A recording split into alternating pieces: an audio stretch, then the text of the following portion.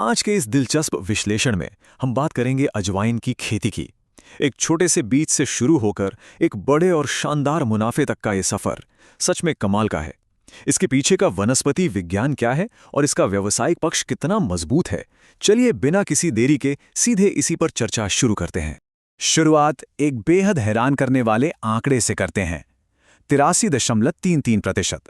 सुनने में शायद यकीन ना हो, लेकिन यह प्रति एकड़ अजवाइन की खेती का अनुमानित प्रॉफिट मार्जिन है। यह कोई आम फसल नहीं है, बल्कि एक उच्च मूल्य वाली फसल है, जिसे समझना कृषि के नजरिए से बेहद रोमांचक होने वाला है। तो सबसे पहले बात करते हैं इस पौधे के बारे में, जो अपने आप में बहुत ही बहुमुखी और खास है। वैसे आगे बढ़ने से पहले ये स्पष्ट कर दें कि ये पूरी चर्चा बिल्कुल वैज्ञानिक तथ्यों पर आधारित है। International journal of research in agronomy जैसे प्रमाणिक कृषि शोधों से लिए गए डेटा के आधार पर ही हम इसके हर एक पहलू को गहराई से समझेंगे। वैज्ञानिक दुनिया में इसे ट्रैकिस परमेरम अम्मी एल कहा जाता है। एपिएसी परिवार का ये पौधा मुश्किल से 90 सेंटीमीटर तक ही बढ़ता है और इसकी पत्तियां बिल्कुल नाजुक पंखों जैसी होती हैं। देखने में शायद साधारण लगे, लेकिन इसका असली जादू इसके सुगंधित और औषधीय बीजों में छिपा होता है। अगर इसके न्यूट्रिशन प्रोफाइल पर एक नज़र डालें तो इसमें लगभग 38.6% कार्बोहाइड्रेट, 18.1% फैट और 15% से ज़्यादा प्रोटीन मिलता है। लेकिन इसे जो चीज़ असल में इतना खास बनाती है वो है इसके एसेंशियल ऑयल्स यानी थाइमोल और कार्बाकिरोल। यही वो रसायन है जिनकी वजह से अजवाइन की सुगंध इतनी तीखी होती है और आयुर्वेद से लेकर हमारी रसोई तक इसकी इतनी भारी मांग है। अब सवाल आता है कि इसे उगाने के लिए सही माहौल क्या होना चाहिए, यानी मिट्टी, जलवायु और बीज की ज़रूरतें क्या हैं। देखिए, इसे उगाने के मुख्य रूप से 2 तरीके और समय होते हैं। पहला है ठंडे मौसम वाली असिंचित रबी फसल, जिसकी बुआई मध्य अक्टूबर से मध्य नवंबर के बीच होती है। मूल रूप से इस पौधे को ठंडी और सूखी जलवायु ही पसंद है, लेकिन अगर सिंचाई की बहुत अच्छी व्यवस्था हो तो इसे गर्मियों में भी सफलतापूर्वक उगाया जा सकता है। इसके पूरे लाइफ साइकिल की बात करें तो ये सफ़र करीब 150 से 180 दिनों का होता है। सितंबर के महीने में ज़मीन की तैयारी शुरू होती है, फिर अक्टूबर नवंबर में बीज बोए जाते हैं, जनवरी फरवरी आते होते खेतों में फूल खिलने लगते हैं और अंततः अप्रैल या मई में फसल पूरी तरह से पककर कटाई के लिए तैयार हो जाती है। चलिए अब बुवाई और खेत की तैयारी के व्यावहारिक पक्ष को थोड़ा करीब से समझते हैं। चाहे बड़े स्तर पर कमर्शियल खेती करनी हो या सिर्फ घर के गमले में, दोनों के तरीके बिल्कुल अलग हैं। कमर्शियल खेतों में प्रति एकड़ 1.5 से 2.5 किलो बीज लगते हैं, वहीं घर की बागवानी के लिए 8 से 10 इंच का गमला पर्याप्त है।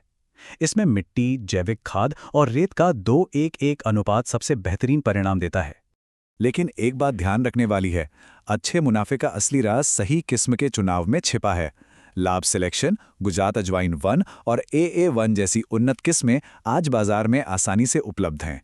इन्हें चुनना इसलिए ज़रूरी है क्योंकि ये ज़्यादा उपज देती हैं, बीमारियों से डटकर लड़ सकती हैं और इनमें थाइमोल की मात्रा भी भरपूर होती है। फसल लगा तो दी, लेकिन अब आती है सबसे बड़ी चुनौती, पौधों की सही देखभाल और कीट नियंत्रण। फसल को माहू, एफिड्स और सफ़ेद मक्खी व्हाइट फ्लाई से बचाना बहुत ज़रूरी है। इसके लिए 2 रास्ते अपनाए जा सकते हैं। एक तरफ रासायनिक तरीका है, जहां इमिडाक्लोप्रिड जैसे कीटनाशकों का इस्तेमाल होता है। वहीं दूसरी तरफ पूरी तरह से जैविक समाधान भी हैं, जैसे नीम का तेल और लहसुन के स्प्रे का उपयोग। दोनों ही तरीके कीटों को दूर रखने में काफ़ी कारगर हैं। कीड़ों के अलावा पाउडरी मिल्ड्यू और जड़ सड़न जैसी फफूंद जनित बीमारियां भी फसल के लिए बड़ा खतरा बन सकती हैं। यहाँ एक बहुत ही अहम बात है, जब पौधों पर पूरी तरह से फूल खिले हों तो ऊपर से पानी का छिड़काव या ओवरहेड इरिगेशन बिल्कुल नहीं करना चाहिए। इससे फूल तो झड़ते ही हैं, साथ ही फंगल बीमारियों का खतरा भी कई गुना बढ़ जाता है। और अंततः वो समय आ ही जाता है जिसका सबसे ज़्यादा इंतज़ार रहता है, यानी कटाई और प्रोसेसिंग का। जब बीजों के गुच्छे हल्के भूरे रंग के होने लगें, तब कटाई शुरू होती है। पर यह कोई आम कटाई नहीं है, बीज जमीन पर ही न झड़ जाएं, इसलिए फसल को एकदम भोर के समय काटा जाता है। फिर इसे 3 से 5 दिन तक धूप में सुखाना, डंडों से पीटकर दाने निकालना और अंत में नमी को 10% से कम करने के लिए दोबारा सुखाना। ये बीजों को सुरक्षित रखने की एक पूरी वैज्ञानिक प्रक्रिया है। अब चर्चा करते हैं उस पहलू की जो सबसे ज्यादा आकर्षित करता है, उपज और वित्तीय रिटर्न। सीधे पैसों के गणित पर आते हैं। अगर प्रति एकड़ 44,000 रुपए का कुल निवेश किया जाए और 400 रुपए प्रति किलो के भाव से 300 किलो की उपज मिले तो कुल आय होती है 1,20,000 रुपए, यानी सीधे सीधे 76,000 रुपए का शानदार ग्रॉस प्रॉफिट। ये आंकड़े खुद ब खुद इस फसल की व्यावसायिक ताकत को साबित करते हैं। और कमाल की बात देखिए, भारतीय बाजारों की रिपोर्ट्स बताती हैं कि अगर उन्नत तकनीकों का सही इस्तेमाल हो तो ये मुनाफा 1.5 से 2.5 लाख रुपए प्रति एकड़ तक की छलांग लगा सकता है।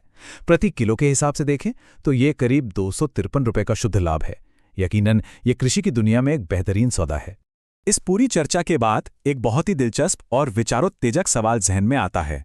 जिस तरह से एक कम पानी चाहने वाली फसल जैविक तरीकों से उगाई जा सकती है और इतना भारी मार्जिन दे सकती है, तो क्या उच्च मुनाफे वाले इन औषधीय मसालों की खेती अगली पीढ़ी के कृषि उद्यमियों के लिए सफलता का एक नया ब्लूप्रिंट बन सकती है? इसी सवाल के साथ आज का ये विश्लेषण यहीं समाप्त होता है।